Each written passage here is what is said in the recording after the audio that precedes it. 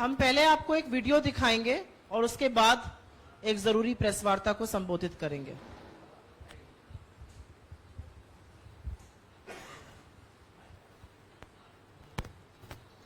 और विनेश, ये तो मेरे ही परिवार की है।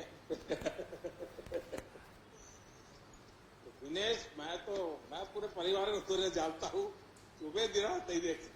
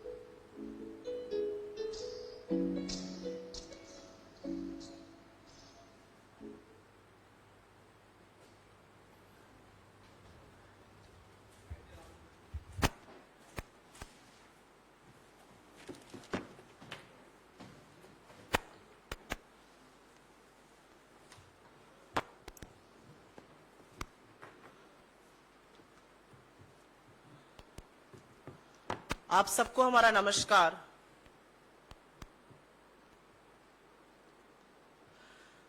मेरे साथ मेरी मित्र और कोलीग महिला कांग्रेस के अध्यक्ष सुश्री नीता डिसूजा जी हैं, संजीव सिंह जी हैं। मुझे नहीं पता आपको ये वीडियो देखकर क्या लगा, लेकिन मैंने भी पहली बार पूरा वीडियो यहीं पर देखा।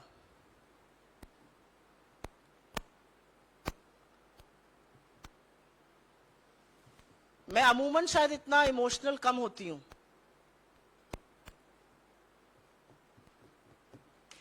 इस देश की सबसे होनहार बेटियां, इस देश की वो बेटियां जो अपनी पीठ से बड़े बड़ों को पटकनी देकर चारों खाने चित्त कर देती हैं। इस देश की वो बेटियां जब वो मेडल लाती हैं तो लोग लालायित होकर उनके साथ फोटो खिंचवाते हैं। उनको सड़कों पर ऐसे घसीटा जा रहा है कि वो मुजरिम हो। उनको सड़कों पर इस कदर बेइज्जत किया जा रहा है कि उन्होंने गलत किया हो। ये देश की वो बेटियां हैं जो इस देश के लिए ख्याति लाती हैं, जिनके पीछे मीडिया भागती है, जिनके साथ खड़े रहने में प्रधानमंत्री को भी गर्व का अनुभव होता है, जिनको वो ये कहकर संबोधित करते हैं कि तुम मेरे घर की बेटी हो, तुम्हें निराश मैं नहीं देख सकता हूं। आज इस देश में एक बहुत बड़ा इतिहास रचा गया। बहुत दुख हुआ ये देख के, लेकिन आज इस देश में बहुत बड़ा इतिहास रचा गया। इस देश में एक तानाशाह ने अपने राज तिलक का स्वांग रचा। इस देश में एक ऐसी संसद का उद्घाटन हुआ जहां लोकतंत्र को छोड़कर सब कुछ है। लेकिन सबसे स्याह इतिहास और आने वाला समय इसका साक्षी रहेगा कि जब एक तानाशाह अपना राज तिलक कर रहा था, तब हमारे देश की सबसे होनहार बेटियां इस तरह से घसीटी जा रही थी, मारी जा रही थी, डंडों से पीटी जा रही थी। स्याह इतिहास ये और भी है क्योंकि बेटियों का बलात्कारी उस सदन में मौजूद था। बेटियों का बलात्कारी उस सदन में मौजूद था, उसका सम्मान हो रहा था। और इस देश की बेटियों के ऊपर पुलिस टूट पड़ी थी। इनके छातियों पे मेडल रहता है, इनकी पीठ से वो पटकनी देती हैं। उन छातियों पर आज बूट थे, पीठ पर डंडे थे, और पुलिस उनको ऐसे खींच रही थी कि कोई वो दुर्दांत आतंकवादी हो।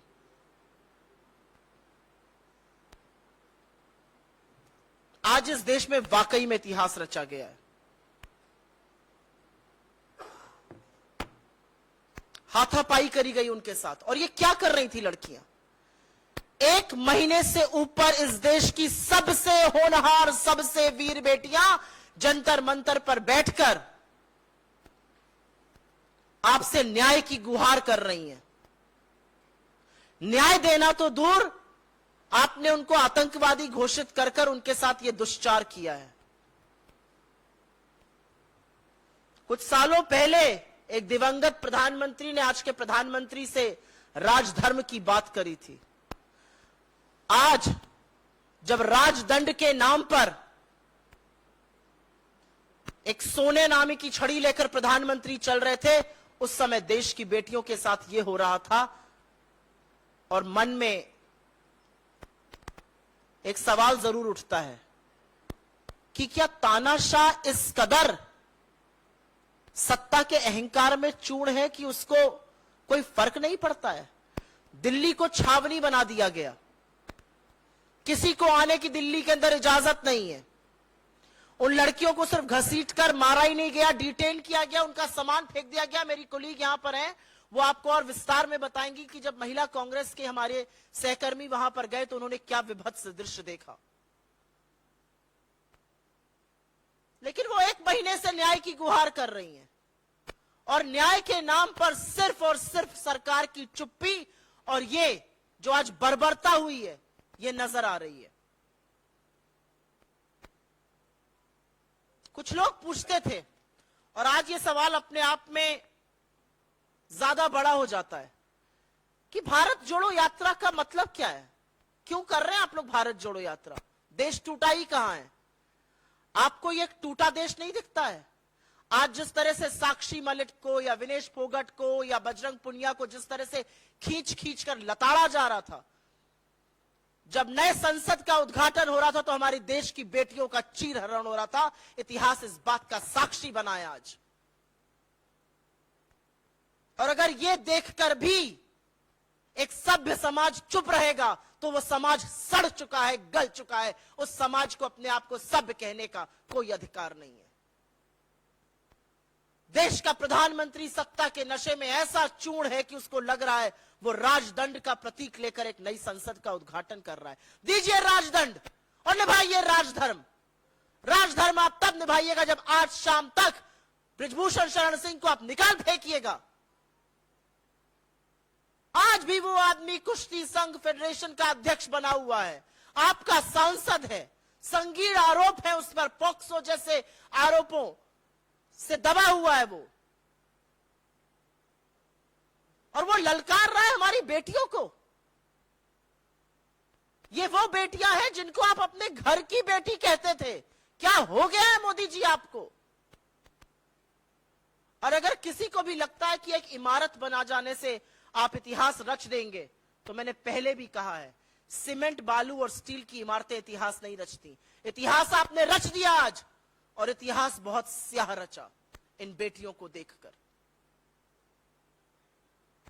किसके अंदर आप ये सोच सकते हैं आज कौन अपनी बेटी को भेजेगा कुश्ती लड़ने के लिए या कोई भी स्पोर्ट्स करने के लिए?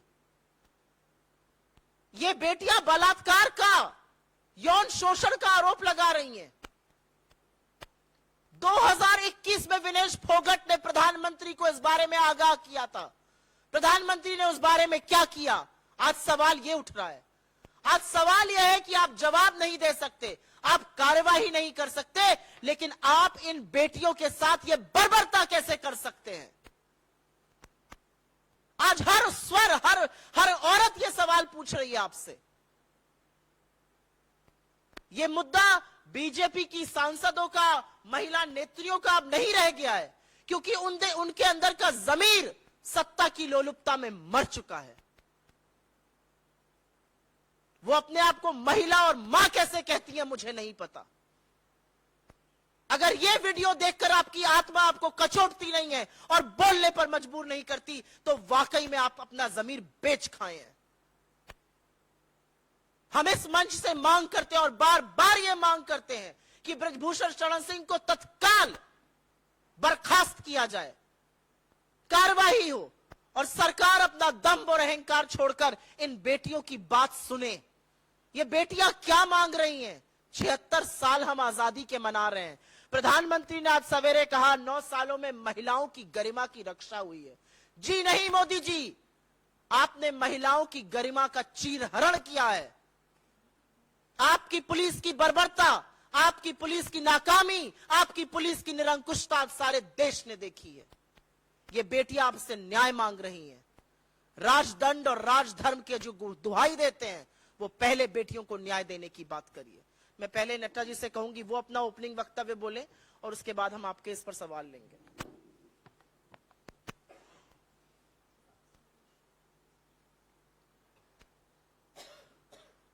आज सच्चाई ये है कि नई संसद की शुरुआत महिलाओं के अपमान के साथ शुरू हुआ है। इसके लिए मैं मोदी जी को बधाई देती हूं कि उन्होंने भाजपा का जो परंपरा है, महिलाओं का अपमान, महिला शोषण, महिला उत्पीड़न, महिला को प्रताड़ित करना, ये उन्होंने जो भाजपा की जो परंपरा है, इस परंपरा को जिंदा रखने का काम किया आज मोदी सरकार। और मोदी के नए सांसद में जैसे ही प्रवेश किया है, उसमें आज ये दिन हम सभी के लिए, देश की महिलाओं के लिए एक काला दिन है। क्योंकि जैसे मेरे साथी ने, सुप्रिया जी ने, उनकी एक एक लफ्ज में सच्चाई है। सच्चाई ये है कि जिस तरीके से देश की बेटियों के साथ, देश की गौरव के साथ, और दुख की बात यह है कि जिस इंसान ने एक बार कभी उनको गलती से बेटी पुकारा, कभी जिंदगी में कोई नहीं चाहेगा कि ऐसे लोग किसी को बेटी कह के पुकारे। उस बेटी के साथ और उन बेटियों के साथ जो हुआ है, वो आज किसी से नहीं छुपा है, देशवासियों से भी और देश के बाहर रहने वाले लोगों से भी नहीं छुपा है। आज का दिन भारतीय इतिहास में महिलाओं के लिए खास करके, जिस तरीके से भारत के गौरव को जिन बेटियों ने अपने सीने पे मेडल्स लेके आए, उन बेटियों के सीने पे पुलिस के जूते, उन बेटियों को रगड़ा गया, खींचा गया, और उन बेटियों के हाथ में देश का झंडा था। कोई तालिबानी नहीं थे वो लोग। देश के झंडा के साथ आज अपमान हुआ है। बेटियों के हाथ में झंडा था, झंडा तक गिर गया। बेटियों, अगर मैं दिल्ली पुलिस होम मिनिस्टर से पूछना चाहती हूं, देश के झंडा को ऐसे गिराने का उनका कोई अधिकार नहीं है। सबसे पहले उन सभी पुलिस लोगों पे, सभी पे, और जिन्होंने उनको वहां पे आदेश दिया है, उन पे कार्रवाई होनी चाहिए कि देश के झंडा को अपमान सरे आम, जिस दिन नई संसद का उद्घाटन हो रहा हो, देश के बेटियों के साथ साथ देश का झंडे का भी अपमान हुआ है, हमारे तिरंगे का अपमान हुआ है। जिस तिरंगे के लिए देश के लोगों ने, बहुत सारे स्वतंत्र सेनानियों ने आजादी लड़ाई लड़ी है, आज उन सभी की जो खून उन्होंने देश के लिए बहा है, उनका अपमान आज हुआ है। एक और इनका अपमान, और दूसरी ओर संसद के अंदर यही ब्रजभूषण। मैं पूछना चाहती हूं प्रधानमंत्री जी से कि क्या लोकतंत्र यही है? क्या आज एक अपराधी सदन के अंदर और दूसरी ओर बेटियों पे जो उनके आदेश के हिसाब से दिल्ली पुलिस ने किया है, क्या बेटियों के अपराधी बीजेपी सांसद की मौजूदगी लोकसभा के अंदर, नए लोकसभा के अंदर, क्या यही मोदी जी का न्यू इंडिया है? न्यू इंडिया के नाम पे लोगों को बेवकूफ बनाना बंद कर दे। देश की जनता, देश की महिलाएं, देश की बेटियों के लिए, देश की बेटियां जो हैं अब बहुत जल्द एक होने वाले हैं। और आज मैं यकीन के साथ ये कह सकती हूं कि देश के कोने कोने में जिन बेटियों ने ये देखा है, जिन माओं ने ये देखा है, वो कतई चुप नहीं बैठेगी। और यहीं से इन लोगों की, इस भाजपा सरकार की जो तानाशाही का अंत होने के जो दिन है वो नजदीक आ रहे हैं। ये देखिए, बेटी के साथ साथ देश के झंडे का अपमान, भारत के तिरंगे का अपमान है ये। भारत के तिरंगे का अपमान भारत की बेटियों के साथ साथ देश की एक भी बेटी सहन नहीं करेगी। मोदी जी, मोदी सरकार, मैं इस प्रेस वार्ता के माध्यम से देश के कोने कोने में बैठे हुए बेटियां, माताएं और देश की जनता से कहना चाहती हूं, आज अगर ये बेटियां जो एक वक्त पे, जिनके लिए इसी प्रधानमंत्री जी ने रेड कारपेट वेलकम किया, आज अगर उनके साथ ये हो सकता है तो आम बेटी के साथ क्या हो सकता है। उठो, जागो, ये वक्त आ गया है। भगवान न करे कल ये हम में से किसी की बेटी हो या हम में से कोई हो, अब वक्त है एक होने का।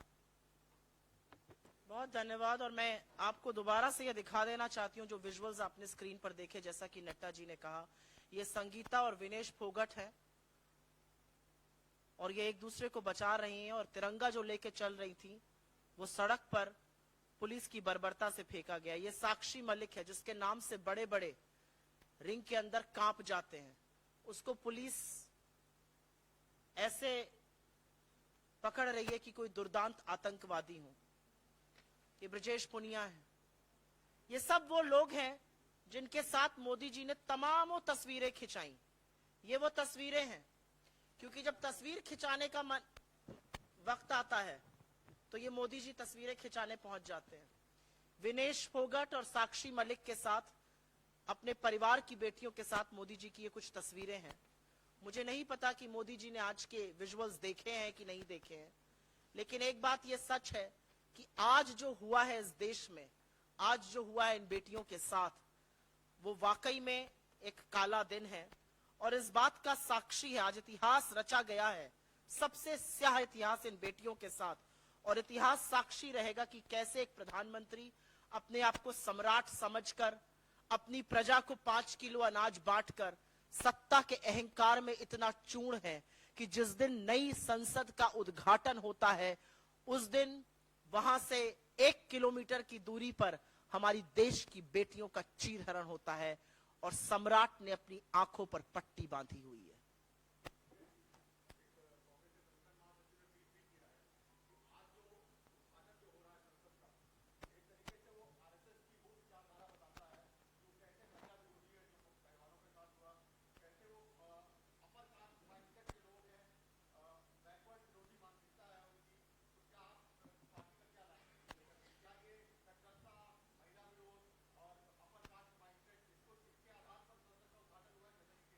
मुझे लगता है आज जो सबसे समर्पित भक्त है वो भी जब इन विजुअल्स को देख रहा है ना, जहां पर देश की बेटियां जमीन पर हैं, जहां पर देश की बेटियों के सीना पर बूट और लाठियां बरसाई जा रही हैं, वो भी ये कह रहा है कि ये सरकार महिला विरोधी है। जो संगठन महासचिव कह रहे हैं वो पूरी तरह से सच कह रहे हैं। ये महिला विरोधी हैं, ये शोषित वंचित समाज के विरोधी हैं, ये दलित विरोधी हैं, ये अनुसूचित जनजाति के विरोधी हैं। अगर नहीं होते तो सवाल वही है, मूल सवाल क्या है आज? आप कितनी भी कंट्रोवर्सी बनाने की कोशिश करिए, आज मूल सवाल संसद के उद्घाटन का यह है कि संसद के उद्घाटन का हक इस देश की महामहिम राष्ट्रपति को था। वो राष्ट्रपति जो पहली नागरिक है इस देश की, जो सुप्रीम कमांडर ऑफ फोर्सेस हैं, जो संविधान की अभिभावक हैं, और यह गर्व की बात है कि वो अनुसूचित जनजाति से आती हैं, उनको इस हक से वंचित करने का काम जो प्रधानमंत्री कर रहे हैं, अगर ये उनका महिला विरोधी, अगर ये उनका अनुसूचित जनजाति का विरोध, राष्ट्रपति कोविंद को ना बुलाना शिलान्यास में दलित विरोधी होना नहीं है तो क्या है? लेकिन आज जो इस देश की बेटियों के साथ इन्होंने कर दिया, वो जो आरएसएस का मूल मंत्र है, जो आरएसएस का महिला विरोधी चेहरा है, जो उनका चाल चलन है, वो साफ तौर से दिखाता है। और इसको कोई भी व्यक्ति किसी भी तरह से जस्टिफाई नहीं कर सकता है। 1 महीने से ऊपर हो गया, शांतिपूर्ण तरीके से ये लड़कियां यहां पर बैठी थी, आज सिर्फ प्रदर्शन करना चाहती थी। क्या ये आतंकवादी है? क्या ये समाज के लिए खतरा है? क्योंकि यही लड़कियां जब सीने पर मेडल लेकर हमारा गर्व से सीना चौड़ा करती है तो लपके हुए प्रधानमंत्री जाके फोटो खिंचाते हैं। कैसे इसको जस्टिफाई किया जा सकता है? कौन इस पर चुप रह सकता है?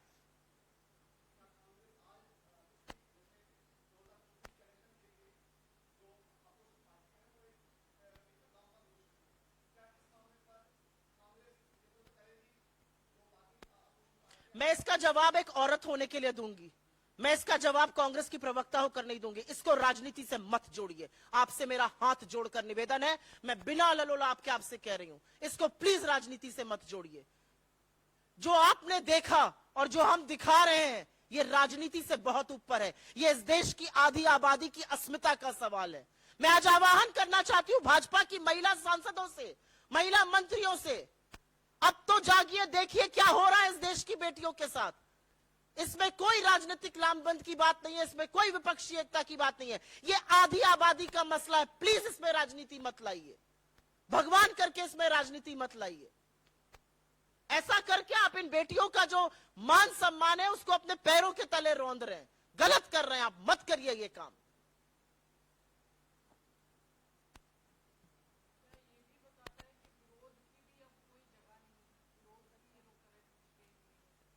मैं भी नेताजी को भी इस पर बोलने के लिए रिक्वेस्ट करती हूं। एक लोकतंत्र का मंदिर कहा जाता है संसद, उस इमारत का उद्घाटन हुआ, एक राज तिलक हुआ, विपक्ष कहां था? राष्ट्रपति कहां थे? अनुच्छेद 79 क्या कहता है? देश का संसद क्या है? राष्ट्रपति, काउंसिल ऑफ स्टेट्स, राज्यसभा और लोकसभा। अनुच्छेद 85 उनको ये सारे राइट्स देता है कि वो प्रोरोग करती हैं, वो देश की प्रथम नागरिक है, उनको उनके हक से वंचित रखा जा रहा है।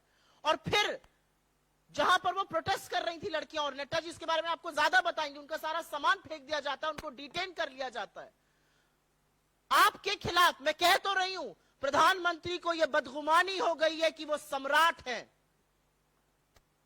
वो सम्राट अपने आप को समझने लगे, तानाशाह अपने आप को सम्राट समझ के व्यवहार कर रहे हैं। फ्री का राशन प्रजा को बांट रहे हैं, महिलाओं के साथ ये दुष्चार करवा रहे हैं। जो गलत अगर उनके खिलाफ बोल दे तो उसको उनकी पुलिस रौंद देती है, फिर वो महिला हो, पुरुष हो, देश की होनहार बेटियां हो, हमारी खिलाड़ी हो, हमारी पहचान हो, उससे कोई मतलब नहीं है।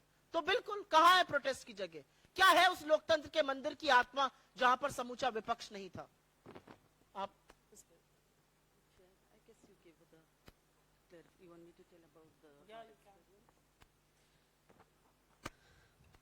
एक महीने पहले जिस दिन हमारी देश की गौरव ने वहां पे दोबारा वहां पे जंतर, आप सभी को पता है कि 3 महीने पहले भी, यानी कि 4 महीने पहले उन्होंने ये धरना शुरू किया था, उनको वहां से उठाया गया और उसके बाद 3 महीने तक जब कोई कार्रवाई नहीं हुई सरकार के ओर से, 3 महीने तक जब एफआईआर तक दर्ज नहीं हुई। आप सोचिए, हम उस देश में जी रहे जहां पे 0 एफआईआर होता है। जब कोई एफआईआर दर्ज नहीं हुई 3 महीने तक, उसके बाद देश की बेटियां और साथ ही बजरंग बली वाला बजरंग पूनिया, हमें बजरंग बली पूनिया पे गर्व है कि उन्होंने बजरंग बली होने का फर्ज अदा किया, हनुमान बने वो हमारी इन बेटियों के लिए, देश की गौरव के लिए। और इन्होंने दोबारा 1 महीने पहले यहाँ पे धरने पे बैठ गए थे। उस दौरान क्योंकि पहले उनको कोई भी 3 महीने तक उनको गुमराह करते गए, तो इन लोगों ने, देश के रेसलर्स ने ये मंच सभी के लिए खोल दिया, कोई भी सभी राजनीतिक पार्टीज के लिए भी। आप ये नोट कीजिए, पहले जब वो 4 महीने पहले जब वो धरना पे थे, तब उन्होंने सारे राजनीतिक पार्टियों से रिक्वेस्ट की थी कि वो इससे दूर रहे। 1 महीने पहले जब मैं उनको मिलने गई, जब उन्होंने ये मंच खोला, जिस तरीके से साक्षी ने पूरा मुझे उनके साथ क्या होता है, क्या हुआ है, कैसे ये पूरा गंद वहां पे फैला है, उन सभी के बारे में मुझे पर्सनली बताया साक्षी ने। मेरे रोंगटे कांप उठे। मैं यकीन नहीं कर पा रही थी कि जिस देश की बेटियों पे वो मेहनत भी करते हैं, मेडल्स भी जीत के आते हैं, और उस दौरान उनके साथ जो हुआ है वो शर्म की बात है। और साथ साथ ये बताया है कि इन्होंने ये बात वरिष्ठ सरकार के सबसे ऊपर जो भी बैठे हैं, प्रधानमंत्री जी तक भी ये बात अपनी पहुंचाई है। अब एक महीने लगातार ये बेटियां जो है वो धूप में बैठे हैं वहां पे। हम लोग हमेशा वहां पे जाते थे उनसे मिलने, और इस एक महीने के दौरान महिला कांग्रेस के बहुत सारे पदाधिकारी भी वहां पे गए हैं, उनके कैंडल मार्च में भाग लिया, सिर्फ उनको हिम्मत देने के लिए, क्योंकि बिल्कुल सही बात है, हम पहले महिलाएं हैं, उसके बाद राजनीति। हमने वहां से ये अपील भी किया है भाजपा के सारे महिला मंत्रियों से, 80 के करीब जो बैठे लोकसभा में भाजपा सांसद है, उनको हमने अपील किया कि वो पहले महिलाएं हैं और बाद में वो भाजपा ही है। उनसे रिक्वेस्ट किया गया कि वो आए और इस यहाँ पे देश की बेटियों की बात सुने। पर दुख की बात है, ना स्मृति ईरानी जी, ना निर्मला सीतारमण जी, ना एक भी भाजपा सांसद ने वहां पे आके इन बेटियों की बातें ना सुनने की हिम्मत दिखाई, ना उन्होंने आके उनको जो एक संवेदनशीलता होनी चाहिए इनमें, ना उन्होंने ये किया है।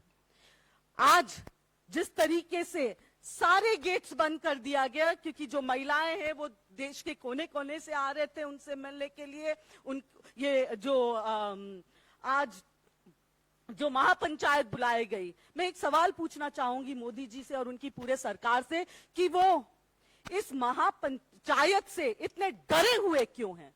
वो तो एक नॉर्मल सिटिंग था, महिला पंचायत, महिलाएं आते, अपनी बात रखते, सुनवाई होती वहां पे ही।